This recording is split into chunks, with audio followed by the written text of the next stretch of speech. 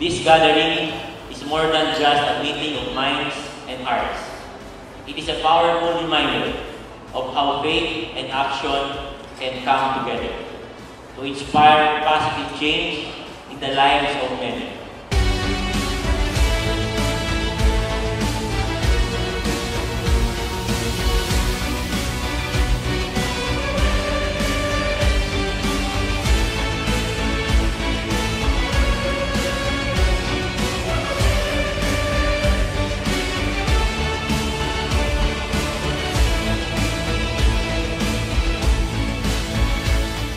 Ganun po.